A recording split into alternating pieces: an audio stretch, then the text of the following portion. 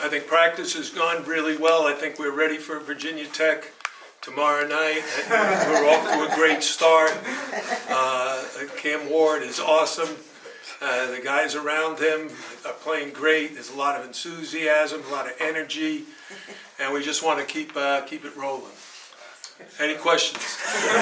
Well, you joke, but does having the football team doing what they're doing, back, in the top 10, Cam Ward, Heisman talks and all these sorts of things, does that energize the basketball team also in the whole department? I think it energizes our whole community. Mm-hmm. I think, that's the one thing about sport. Sports, it elevates you. Mm-hmm. Everybody loves a winner. Everybody loves the excitement it's reality TV at its best. Mm-hmm. No one knows what's going to happen. You think you know before the game. Well, the experts say they do know, but they don't. And then when the game begins, you get caught up. I was not able to go to the South Florida game, but I watched it on TV. I thought the first half was one of the most entertaining halves I've seen. Mm-hmm. Some of the plays South Florida was making that we were making, it was going back and forth. I was like, oh man, and the crowd was going crazy. That's when really sports is at its best, because you're basically on the edge of your seat, not knowing what's coming next. And speaking of that, that's the way my practices look. I have no idea what's coming next. What can you tell us about this team so far, now that you've seen them for a little while now? What do you see? It's a whole new team. Yeah. 10 new guys. Yeah. A whole new team. That's a lot. Here's the way I would look at it to begin with. We're very different than we've been in these last few years. Number one, Lynn Kidd and Kyrie Huey are much taller than the players we've had, and they play much differently than the guys we've had. Lynn Kidd is an outstanding low post scorer, left-hand jump hook, right-hand jump hook, and he's a very good athlete. He runs the floor very hard and very well and very consistent. He's joined up there by Kyrie Huey, who is 6'9", long-armed, an outstanding leaper, who's got a dynamic left hand in around the basket. And they battle each other every day. And it's fun to watch them compete because they both play so hard, they both run the court so well, and they're always so just upbeat. Their personalities are just great for me. I like being around guys who have a lot of energy and bring it every day, are very consistent. So we keep very accurate statistics during practice, and we started this summer on June the 10th, and we went 7 weeks. And then we started school on August the 19th and had 4 more weeks before practice officially began September 23rd. Lynn Kidd, in practice, in scrimmages, in live action, shot 75% from the field. And Kyrie Huey shot 70% from the field. Now you'd say to yourself, well, they must be bad defensively because they're guarding each other. But I didn't view it that way, because some of the shots are just, wow, that's nice. And so those two guys have to anchor our offense and our defense. They've got to be key contributors offensively by scoring, by screening, but they also have to be great rebounders, because that's an area of our game that needs a lot of attention. All right, so to move from the 2 biggest guys on the team to the 2 smallest guys on the team, we have a veteran like Nigel Pack, who is healthy, which is the number one thing for him. He had a very challenging year last year because of injury, not because of his playing ability or shot making or anything like that.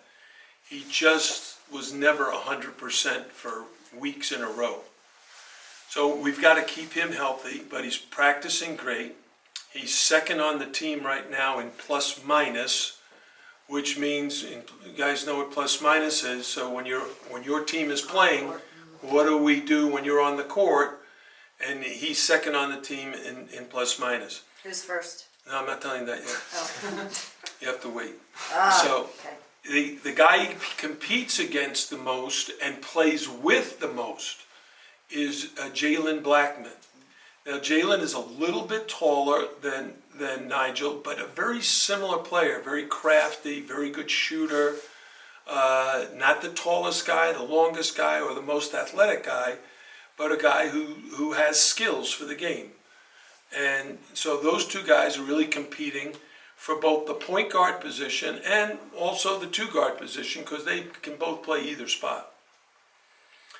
And then we have about 3 or 4 guys in particular who are competing with what I would call the 4 or stretch 4 or power forward position.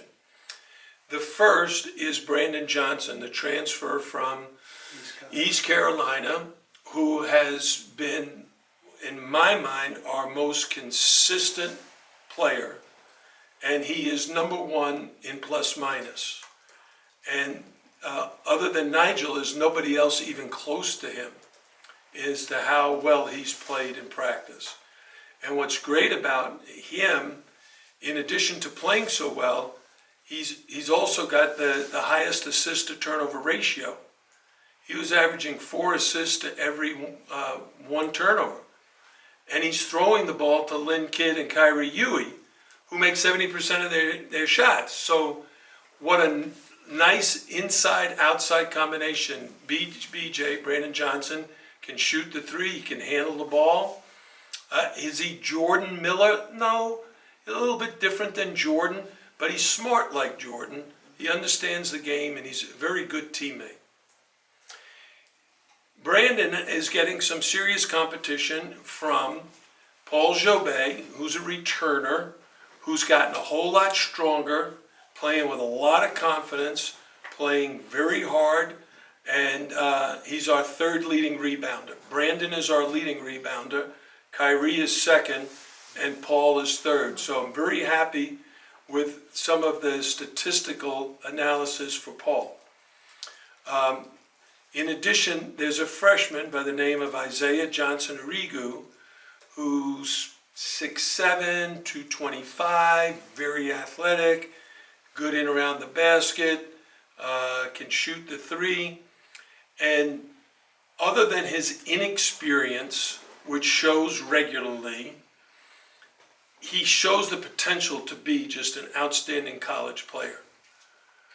He's got the size, the speed, the athletic ability, the skill level. He's a well-rounded player, but he's a freshman and he's really learning a lot. And hopefully by the time we open up in November, he'll have made really good progress. He's making good progress now, but I think he can go much further. So those 3 guys right now are battling for that 4-man position. The wings, guys that are multiple position guys, we'll start with Jalil Bethea, who's about 6'5", came in at 172, he's now 188. He's gotten stronger, a very athletic young man. He'll have some real nice highlight dunks and stuff like that. But he's also can play both the 1 and the 2. We're working with him on the 1. That's a little bit more challenging for him. But he's a very good all-around guard. And then we have AJ Stanton McCray, who's like a 6'5" transfer from Samford, who, especially since classes began in the summer, I thought he was not quite as sharp in shooting the ball as I had seen when he was at Samford. He was shooting like 40% at Samford, but in our stats, he was only shooting like 28%. But now that school has begun, and I think he's just a little bit more comfortable, and my coaches are really encouraging him. 6'5", he's athletic, can probably play the 2 or the 3. At Samford, he even played the 4 some. He's a hustler, good defender. I'm going to try to get him to really work on his on-ball defense so we can maybe use him as a defensive point guard. Not an offensive point guard, but somebody who's got size and athletic ability to match up with some of the big guards in our league. And then we have Matthew Cleveland, who's been our leading scorer in practices. But in my mind, he still has to grow into the position as a leader. His inconsistency in that role. Some days he looks like he's focused and ready to compete and do what we need him to do, and other days he seems distracted. Another freshman, Austin Schwartz, from Charlotte, a very fine shooter, 6'5", pretty athletic, really likes to shoot the ball. So he doesn't pass up many looks. And his challenge is his inexperience shows up a lot at the defensive end of the floor, guarding other really good players. So there's one more guy who I have yet to figure out what our goals should be with him. His name is Divine Ugachukwu. He's 6'3", plays the point. He's athletic. He knows how to play. His high school team went like 32-1. And in all the games, he's a sub oftentimes, and yet in plus minus, even if his team is lost and everybody else is a minus, he ends up showing up in a plus with more assists than turnovers. He was third on the team in assists. So, and he's a point guard, but he's got size enough to play the 2. So we've got to really look closely at him and decide whether or not we're going to redshirt him or whether or not he could help us this year and be in our rotation.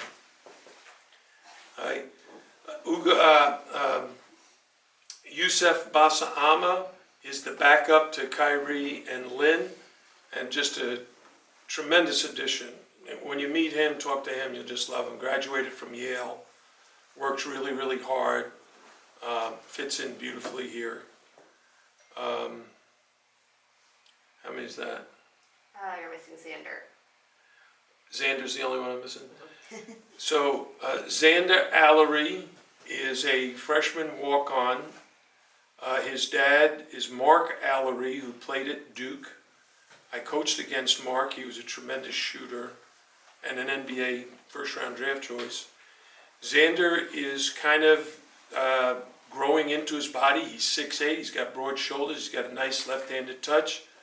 But right now he is a walk-on and trying to fit in, and hopefully he'll feel very comfortable, and the guys will feel good about his role on the team.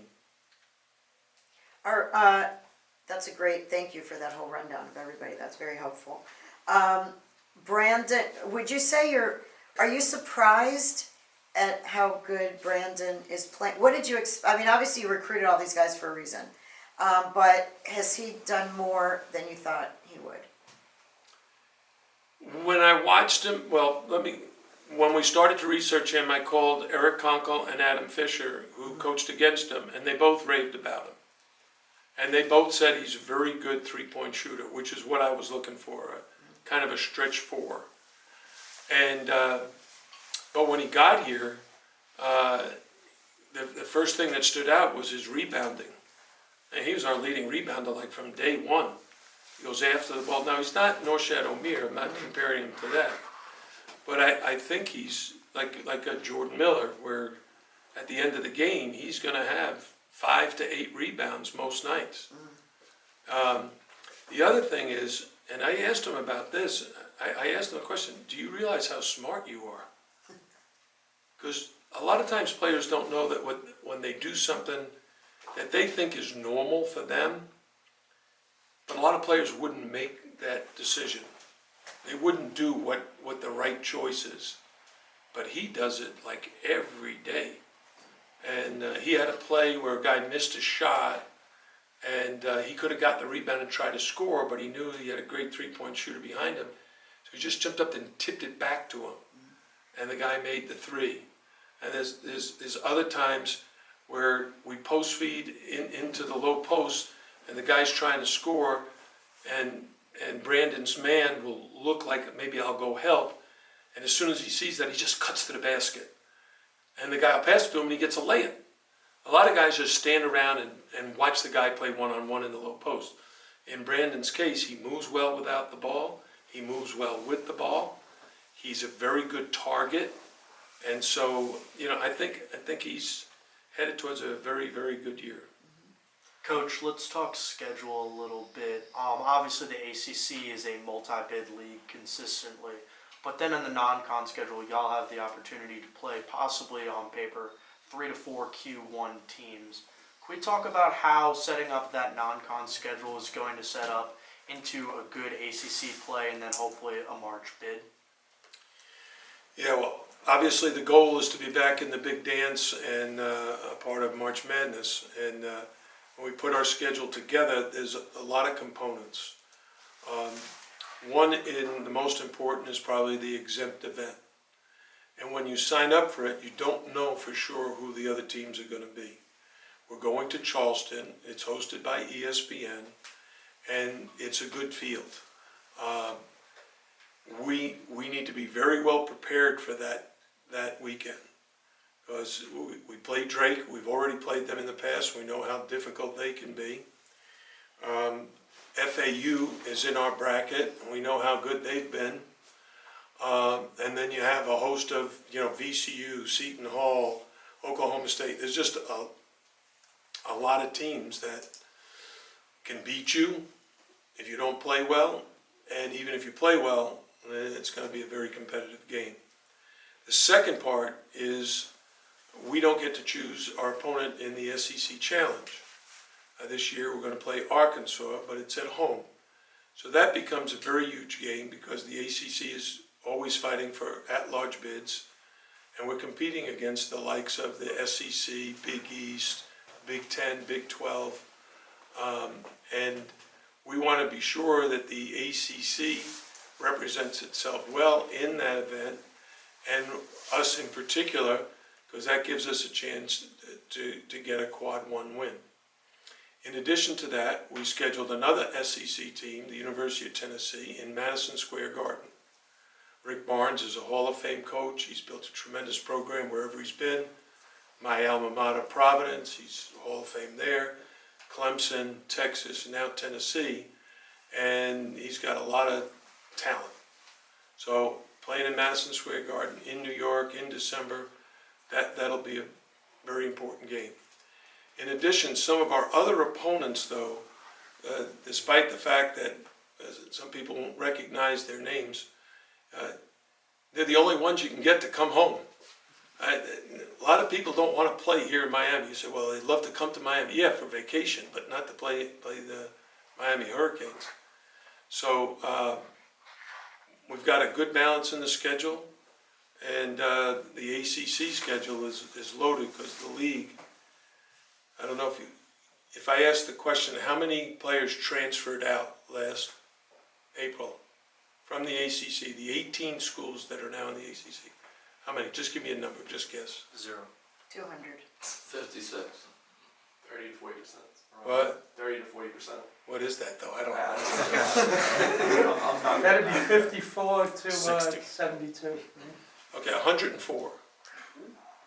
104 transfers. Do you know what that means? 104 guys are transferring in. Because people are not saying, oh, that guy transferred out, I don't have to replace him. No, you got to have a full roster. So that's why we have 10 guys. We have freshmen and we have transfers. We only have 3 returners. Oh, 10 of our guys are new. Oh, and the other teams in our league, you say, wow, Miami has all these new guys. Yeah, everybody's got new guys. Everybody. They're either freshmen or transfers. Coach, I wanted to ask about, this freshman class as a whole. Just with this class, well, I guess a two-part question. With this class, do you think they're further along than some of your previous recent recruiting classes are in this part of the process? The answer is yes to that. And then I guess second part of that with Jaleel in particular, just with his ability to score and pass and jump and whatnot, is there a player that you've coached before that you could compare him to with his abilities in mind? Okay, let's basically talk about the qualities that Jalil brings to our program. Because those are the most important things. He's a very happy guy, smiles all the time, high fives everybody. Right? So his personality and his energy is at an extremely high level. With that, he's also extremely competitive, which means if things don't go so well, he's very hard on himself. Right? So from a maturity standpoint, mental and emotional maturity, that's a part of his game. We can help him a little bit with that right now, but there's not a lot of adversity. When it'll come most is when we're actually competing on the court. And if he's playing well, he's going to be as happy as he can be. But if he's not playing well, not making shots, or not even maybe playing as much as he was hoping, that'll be the challenge for him. From a physical standpoint, he just has a good game, and he needs to just keep getting better. Can I ask one follow-up on him, on Jalil? Yes. Okay. When you have a guy like that coming in who's, lots of stars, lots of accolades, lots of all that, and expectations from everyone around him that he's going to come in and he's going to start and whatever, new team, and then you see, what he actually is, which is a young guy still, like you just said. How hard is that to have him stay happy, but also realize that he still has to develop? Very challenging. Because it's not the coaches or his teammates or even him. It's everybody that's around him. You guys, you write all these glowing things about the guy, and then all of a sudden, maybe he doesn't play as much. Maybe he gets taken out of the game at a critical time. Maybe he makes a critical mistake, and now he's upset with himself, or maybe he's upset with a teammate because he was wide open and didn't get the ball. Or they're just, that's really what coaching is. A coach is basically a teacher, and when you're trying to help someone learn, and in this particular case, learn not only the game of basketball, but learn how to be a real positive contributor to an organization. And we've had many really good ones. Shane Larkin as a freshman was terrific. Bruce Brown had a sensational freshman year. Lonnie Walker. Is Jalil going to be like that? Those guys played on teams that they just fit perfectly because of their role. Like Shane Larkin, we needed a point guard, so he got to play through mistakes and through everything. With this team, we have a lot of options at that two-guard spot. So he's going to have to be patient with himself, and he's going to need to be patient with me, because everything won't go exactly as the doctor ordered. It's going to be a roller coaster of events. Games were great, games that are not so good. Coach, I wanted to ask you, Matthew Cleveland said the synergy of this team is a bit different than last year. Just what are your thoughts on that, and just what's the energy, just over 30 days out? Well, first of all, it's a different time of the year to evaluate that. Normally, and when people ask me how we're doing, I say, well, we're undefeated. Kids are impacted by wins and losses a lot. So right now, there's no wins, no losses. We're just practicing and playing, and they're enjoying themselves. The real challenge will come with their chemistry and bonding. What will they do when the season starts? And there's only an 8-man rotation. That means 5 guys didn't even get in the game. How did they handle that? How did they view that? Is the first thing that runs through their mind, I'm transferring. Put my name in the portal. This stinks. I shouldn't have come here. Or are they saying to themselves, man, that was a heck of a win. I need to keep working. I got to see if I can work my way into that rotation. We talk about attitude is everything. And we want guys who have a positive attitude. One more? Coach, you talked about the fact that this team is shaking up to be different than the ones you've had in the past. I wanted to talk a little bit about the fact that you talked a lot about the fast play of the offense, but last year Miami being 9th in the ACC in defense, and then well into the 200s nationally. kind of what are your hopes as a coach this year with the defensive intensity, and what improvements have you seen so far? Yeah, thank you for bringing that up. Yeah, it's an area we got to get better. You know, we tell the players all the time, we work on it every day. You know, a lot of players look at the game as, when I have the ball, I'm playing. When I don't have the ball, whether I'm on offense or defense, I'm resting and waiting for my time to get the ball. And really what you're trying to get your team to do is really buy into a defensive concept and put all their effort and energy into defense and let the defense create the offense. We're trying to do that right now. Thanks, everybody. Thank you.